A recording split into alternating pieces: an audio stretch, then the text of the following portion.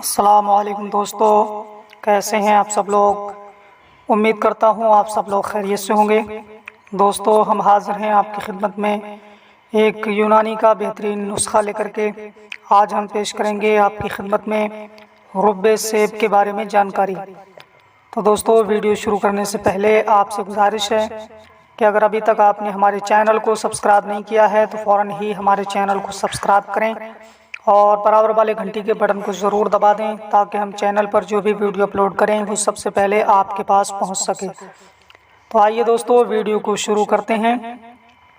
آج ہم بات کرنے والے ہیں رب سیب کے بارے میں۔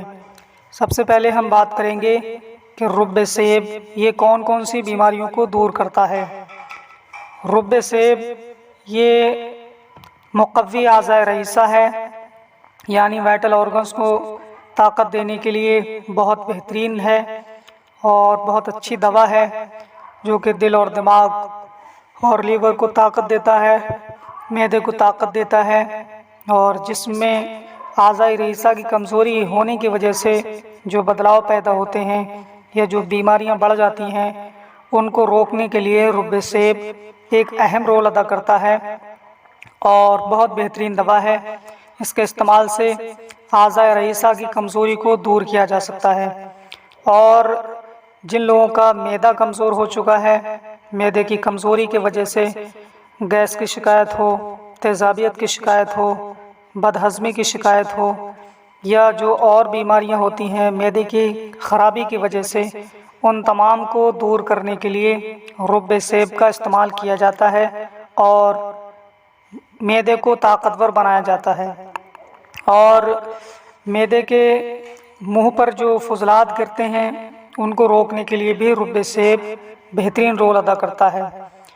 تو دوستو، جو لوگ اعضائے رئیسہ کی کمزوری سے پریشان ہیں یا جو اپنے معدے کو طاقتور بنانا چاہتے ہیں یا معدے کی خرابی سے ہونے والی بیماریاں جو ہیں ان کو دور کرنا چاہتے ہیں، تو ان تمام تر بیماریوں کو دور کرنے کے لیے رب سیب کا استعمال کیا جا سکتا ہے، اور انشاءاللہ تعالی چند ہی دنوں کے استعمال سے جو بیماریاں ہیں وہ دور ہوتی نظر آئیں گی اور اپنے آپ کو صحت یاب محسوس کریں گے۔